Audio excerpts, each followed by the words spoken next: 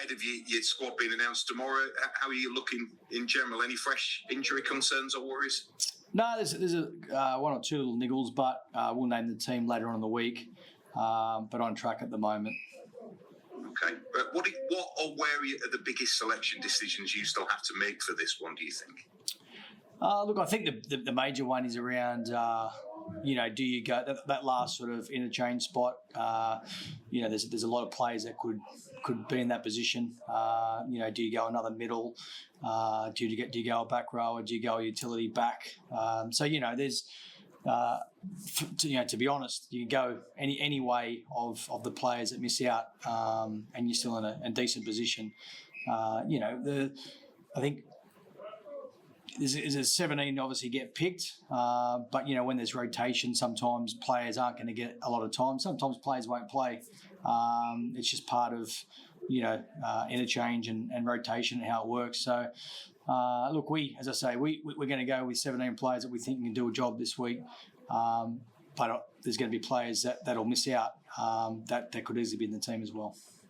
How much do you as a coach sweat over a process like that? I'm going to say sweat, I don't necessarily mean getting worked up about it, but how much do you go through to come to that final decision with something like that? Yeah, there's a lot. Obviously, I've got coaching staff that we talk around team selection every week. They've got a say in their team selection every week, and then obviously it'll come to me at the end to make the final decision. And more often than not, we sort of will go with majority in terms of what the majority sort of saying in terms of positions, but a lot of the time we're on the same page because we look at training, we're seeing what they do each week, we're seeing what they did in the pre-season. There's certain players, as I said, that'll miss out that could be easily be in that 17. But it's a headache that you want to have. So there's no complaints at my end. Unfortunately, there's got to be players that miss out. When you're telling players that they're not playing, that's never an easy process, and it's never something I don't enjoy doing. That's for sure. But it's part of the job, and unfortunately, some players have to miss out. Have you seen any noticeable step up in training those players who maybe know they're right on that brink and on that edge of decision making? Have you seen anything noticeable in them? I think the way we train and the demands of our sessions, that we look for that from day one, and then we look at the consistency of that. So the players train at a high level pretty much every session. So I'm not I always like to base things on evidence, and data and what I've seen. And no one stands out to have spiked and come back, or, when it's time for selection, spiked again. And if they did do that, then they wouldn't be in our minds. But there's certainly been players that have gone after every single session and made it more difficult because they probably weren't in contention previously, but now they've put themselves in contention because they are getting the best out of themselves every session, and that's all we want as coaches. And essentially, the teammate, their teammate wants that as well from them. So, if they're doing their best in every session, then they're going to put themselves in contention. We didn't play a trial game. We only, went straight into the Challenge Cup. We played a friendly over in Amsterdam, but the majority of the 17 that played last week hadn't played. And it's one of those you didn't know until after the game. But I thought, the thinking behind it was the way we train and the way we approach each session. It is at a high intensity. So, I believe that we would be ready to play, which the players that played, back that up. Okay. Cheers for answering that. It was interesting what you said there about I wasn't necessarily looking at people who try and peak at the right time, but like you said, maybe some who've come into contention that you've looked at and thought, actually, you're in with a shot now, if you see what I mean. Yeah, I mean, those players would have caught our eye early on. As I said, there's guys in that last, Kalepi, Sam Luckley, Jack Broadbent, Aribi Doro, Jack Brown, those sort of guys that are in contention for that last spot, and we could easily put any of them in, but obviously it just depends on what we're looking for in terms of our rotation. So it's as I said, it's not an easy one, but it's one that you want to have as a coach and coaching staff. We've always said that we're going to have we want to build a competitive squad, and that's what we've got at the moment. So there's no complaints. Discipline's going to be in focus again. Obviously, a change to the system. Mikey Lewis and Tom Davies charged but not suspended. First of all, your reaction to that? Yeah, well, you got no complaints out of one, and then the other, I'm not overly convinced with the ruling on it. In what way? Just in your opinion? Oh, I think the Tom Davies one, like there's accidents that happen in rugby league, and I understand that we need to protect the player first. No complaints, from that, and we'll do everything obviously to work with the RFL around that. But the framework in place is, it doesn't, if there's a slight accident, a slight slip, or and there is that head to head contact, then it's deemed as foul play, because you're getting points, and eventually there'll be suspension against that player. So there was no intent whatsoever. Tom doesn't want to go in with his head or have that head collision himself, because obviously he is potential of getting hurt as well. So there's going to be accidents in our game. It's unfortunate. It's a contact sport. So I don't agree with, I think at the time there was no penalty, and the player got up. Both players are okay. So what can be done? I just think it needs to be a little bit, I suppose, common sense around each incident, to look at it to go, okay, was there intent? If there's foul play, you won't get anything from me. Mikey Lewis has owned his, and we'll keep that obviously in-house. But we accept the points that he got. We move on. But Tom's is a totally different situation for me. There was no intent whatsoever. There was no malice in it. It's rugby league, and things are going to happen. And I know last year they were getting red carded for it, but we're still, obviously, the players are still getting punished for something that they're not intentionally going out to do. If it was intentional, if Tom Davies led with his head and it was intentional, I'd be all for it. Fine him, points, do whatever you need to do, because it's outside the rules. Are you concerned, and we saw this last year, I suppose we see it all the time, but we saw it last year, there was that heavy focus right at the start of the season, and then it kind of filters out and peters out a little bit. Are you concerned that you're going to see that again, and there's going to be that bedding in period where teams and players are suffering whilst that happens? When you say... As far as how, disciplinary, as far as headshots and things like that, and how it's been ruled on, whether it's on the field or whether they're viewing it afterwards. It took a while for things to settle down last season, for example, didn't it? Yeah, I mean, I'm not too worried. If there's high shots and if it's intentional, then we don't want that in our game. We don't want players going out to deliberately try and hurt someone else illegally. It's not part of the game. So I'm all for that. It's just things like this. Accident, head on head, which is a total accident. You've got slippery grounds. I said it last year, the conditions that we play in, you've got players, big, fast, strong, they're going at each other, and they've got a split second at times to make a decision. There's late footwork, player slips, and if there's unfortunately head on head, then they're going, well, someone's got to be accountable for that. Like, it's totally different conversation if someone's going out of their way to do that. Again, you won't hear a word from me. I'll be supporting and I'll be into the player about that, my player about that. But they've got to look at it and go, unfortunately, there's going to be things that happen which players can't result in suspensions and like last year we saw red cards because it didn't do us, the game, our game here any good when viewers are watching that. It was, and that's why we had to change it. So whatever they do, I'm all for the system. I'm all for, what they're doing in terms of trying to keep players on the field and our product, is the most important thing. I'm all for that. It's just, let's have a little bit of common sense around certain incidences that happen, which if you've lived it and you understand that you've only got a split second, not even to think, just, it's a reaction at times where you don't have time to move and, what do you do?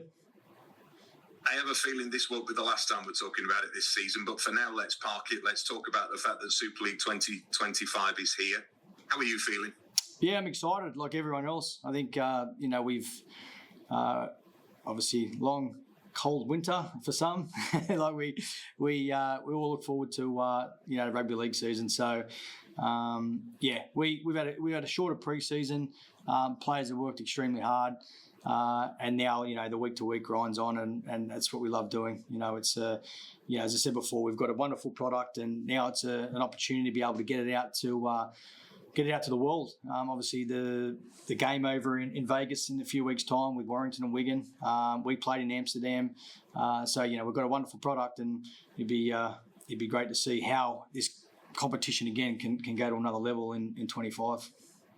I like that you've kicked off and opened it with the word excited, because you're someone who we know you enough now. You stay fairly level-headed and you're quite measured, but do you allow yourself to get carried away at this time of year when it's all getting ready to roll again? Oh, yeah, I love it. I mean, I'm a footy head, a rugby league head. I admit that. So it's, I watch every game. So I love it. I enjoy it. The players are happy. Staff are happy. Everyone's worked hard. You still got to work hard, but you're on the treadmill now. It just goes quick. But yeah, as I said, mate, it's an exciting time for everyone involved, and obviously the fans who get to watch every game live now, which is great. So it's an exciting part of the year. How good that you get to start at home as well. Yeah, awesome. We love playing at home. Obviously, our last game, memorable game here against Warrington. We had a great crowd, and we've got a full house again, on Friday night. It's a really good opportunity for our players again to connect with our fans, and there's a great relationship there. But it starts again for us. We're looking forward to it. We've got Roger Millward's wife attending the game, Carol, who's coming to watch Mikey wear the number 6. So what a great honour for him, wearing that jersey, the great Roger wore. There's a lot to look forward to. But obviously it's round 1. That's the most important thing for us. It's round 1 of the Super League. So just looking forward to building again and setting some foundations again for the season. How special a moment is that, though, when you could talk about an icon of the club, of rugby league as well, in Roger Millward? Yeah, it's a great honour for Mikey to be able to wear that jersey, and obviously he's going to leave his own legacy. He's only young and on his journey, but what an honour to be able to wear that jersey again. Neil Hudgell and Paul Aiken, obviously, spoke to Mikey around that, and he was all for it. And as I said, it's a special occasion, for Mikey, and obviously his wife to come to the game again and be able to see Mikey do his thing. Yeah. Where's Mikey at going into 2025 then? When you look at everything that's gone on and he comes in as the man of steel, when you look at and talk to him and look in his eyes, what do you see in Mikey Lewis this year? Yeah, I see a hungry player ready to go to that next level. That's what I see. Like any player, any young person that has success early, it can either get to you in a negative way or it can impact you in a positive way. And I haven't seen anything to look at the negatives. I've only seen a player that's growing. He's maturing off the field. But I see a player that's starting to understand why he's doing things and how he can do things better. He's looking to improve. He accepts feedback. So for me, they're all good signs and positive signs of a young player that's had a little bit of success early. But he's a realist. He knows in rugby league it can change pretty quickly. So you got to keep. You got to keep working hard every day. You can't get ahead of yourself in this game, and he knows that. So I've only seen a guy that's ready to go again to prove, how good he can be.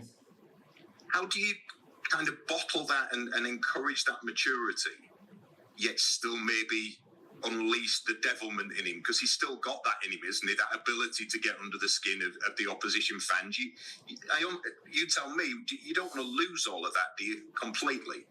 No, you definitely don't want to lose that. Mikey, they all tick in different ways, and I know how Mikey ticks, and I know what makes him tick. He knows what makes him tick, so we don't want to change that. But like anything, you can't do anything outside the rules, and you can't go across the line. Simple as that.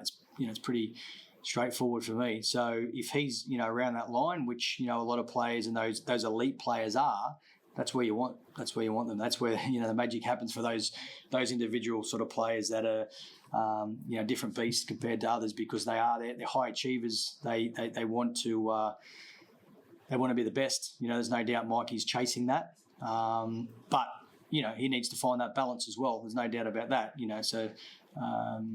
Little things in his game that he's working on and he needs to keep working on and just stay on top of. He's aware of that. Just more broadly with your squad, there's been a lot of opportunities to talk to the fans and address the fans through us and other media opportunities as well. And obviously you've had games already. Just tell the fans something that you've seen in your players ahead of this that they wouldn't necessarily get to see. Is there something that you've looked at and thought, yeah, we're ready? I see a connected group that's worked really hard, and for me, they're two of the most important areas that I want to see in a team that wants to work hard for each other and they enjoy each other's company. They come in every day and they have a laugh, but they know when it's time to work, they work hard. So I've seen nothing, as I said, to look at this group and go, okay, well, we've got ahead of ourselves because we made a grand final, or there's a bit of complacency set in. There's a team that, obviously want to strive for more, but we're also aware that it's time to start again. It's time to build again.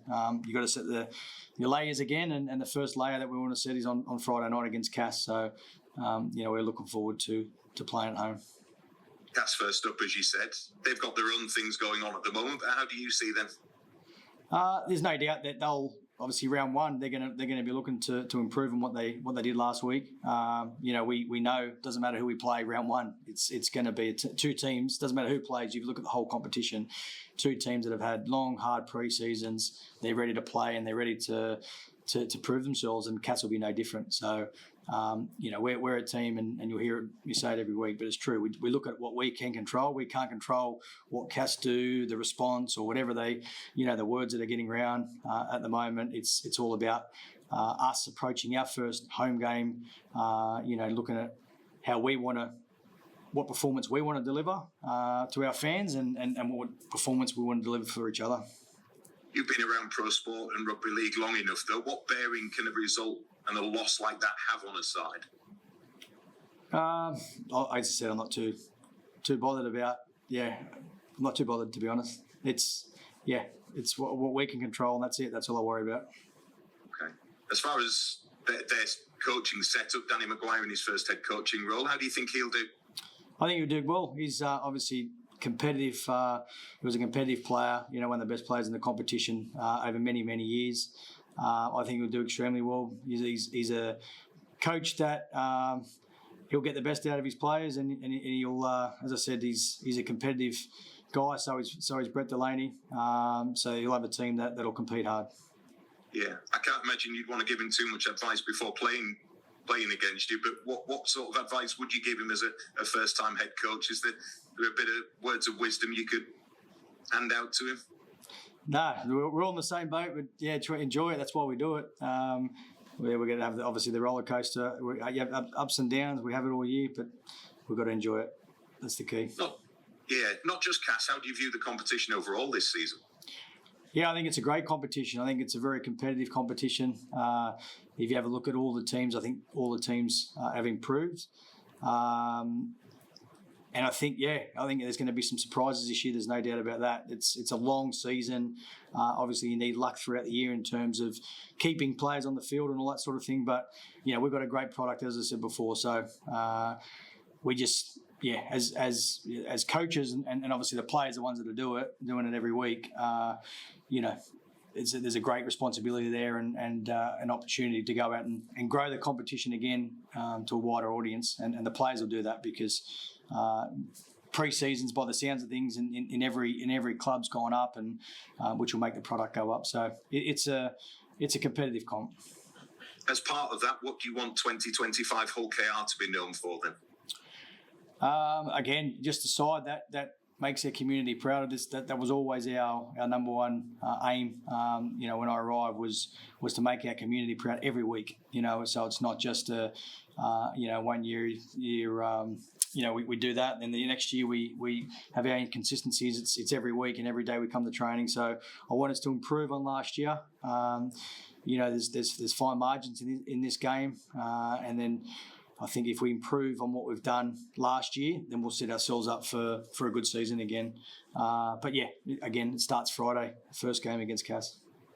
Well, I'll finish on what you just said there about going one better than last year. If last season's squad were capable of getting you to the grand final, how ready is this squad to go that one step further? Yeah, I'll let you know. I think at the moment, as I say, like every team that has a pre-season, they always feel that they're in a decent position. But I'll let you know after. As I say, 10 rounds, 12 rounds, you usually sort of get an idea of where the comp's going. But obviously after that, things can happen. But you know where your team's at and where you're tracking. I'll revise that with you on October the 11th. Cheers, Willie. Best Cheers. of luck. Thanks, mate. Cheers. Hey, Willie. How are you doing? Sorry, who's that? I can't see. Mike, is it? James. Hi, James. Sorry, mate. How are you? Got you now. Well, thank you. I've got you now. I know earlier you said you're accepting Mikey's charge, and you said if anyone does overstep the line foul play-wise, you'll have a word with them. Have you had a word with Mikey after last week? Yeah, Mikey's accepted it, James. So yeah, as I said, mate, you got no complaints from me on the decision that was made. But we move forward now.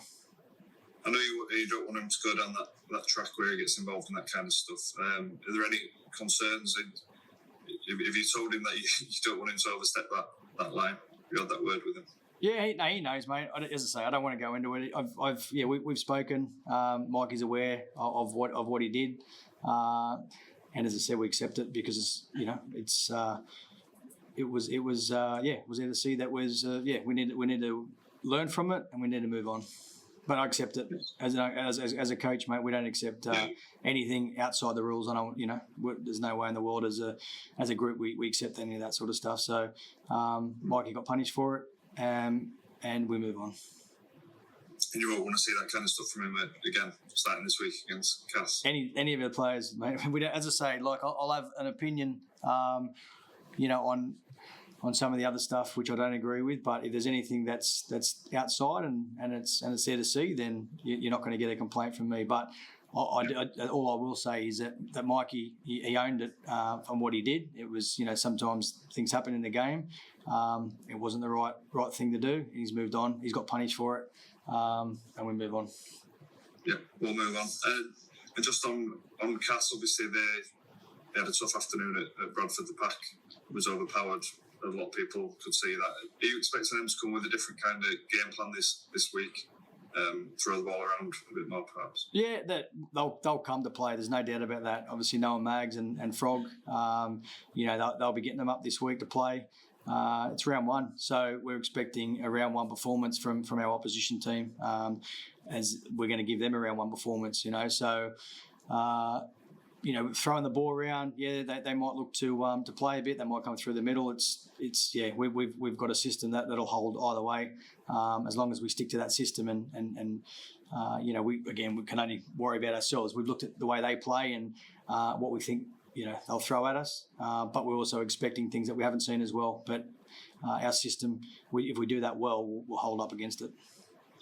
No, good stuff. That's all from me. All very well covered by Mike earlier. Thank you very much for all the best. Cheers, mate. Friday. Thanks, James. Hey, Willie, all right? Good, mate. How are you, Sam? Yeah, I'm good, thank you. You just quickly mentioned there your system, and obviously we've seen Danny Maguire and Brett Delaney now at Cass. They were obviously within your system for an extended period. What do they know about potentially your weaknesses that they could expose, or how do you plan to counter their inside information, I suppose? Yeah, they're going to know about the way we play, but I don't think we hide, the way our approach and how we play the game. We've always had a theory around teams have got to stop you. They've got to stop us more so than us worrying too much around opposition teams. We've got a plan this weekend. Cass would have seen. Some of that, a lot of that, but there's certainly things that we'll throw in this week that they may not have seen as well. So, again, we just worry about us, and that's all we can control. And looking at the season as a whole, do you think this is the strongest your squad has been in terms of personnel, but also perhaps mentally? I think you'll obviously learn a lot from Old Trafford last year. You brought in the likes of Mickey McAlora and Jared Warea-Hargreaves. Is this... were those signings, obviously they're made to improve their on-field product, but were they made more with off-field product in terms of, you know, the maturity of the squad as well, and the concept of getting over that hurdle? Was that why they were brought in? Yeah, well, we obviously lost Ryan Hall, who had a lot of experience, Matty Parcell as well. So they gave us a lot of experience, and they'd been there and done it, and been in situations before. So I definitely wanted to bring in players that were going to add to the squad in terms of experience, like Mickey McAlorum. When he talks, he doesn't waste his words. He might not say a lot, but when he does talk, it's got so much substance to it and purpose behind it. So that's, you know, invaluable. Like, to bring in someone like that has played in big games, and just, again, similar to Hawley, you know, just knows what to say at the right times because he's been there and he's done it. Jared's exactly the same. So we're very fortunate to be able to bring in those guys and Rhyse Martin. So to answer your question, yeah, we wanted to bring in experience and help us get to that next level. That's the key. You know, when you've got experience around the group, it just builds that confidence and belief within the group. Because as I said, they've been there, they've been part of it before. Where when you've got those players that haven't, you know, they haven't seen it before. But majority of our squad now, they've played in big games. You know, they've played in Challenge Cup finals and Super League grand finals. So there's no doubt they're going to be better for it. So, you know, we work towards being in another one. It's a long way off, but they'll be better for that. And just finally, so obviously you mentioned there that experience was key in bringing that in, so you kind of knew what to expect there. In terms of the other signings you made, has there been anyone who's like really stood out and sort of pleasantly surprised that you maybe weren't aware that they had the level that they've brought so far? I think all our signings have brought something. Tom Davies has been outstanding in the pre-season. You know, he's looking fit, he's strong. So, you know, he's going to help us in the backfield, but also finishing tries. I've been really happy with young Bill Leyland, who's coming back from an ACL. You know, he's only at the start of his journey.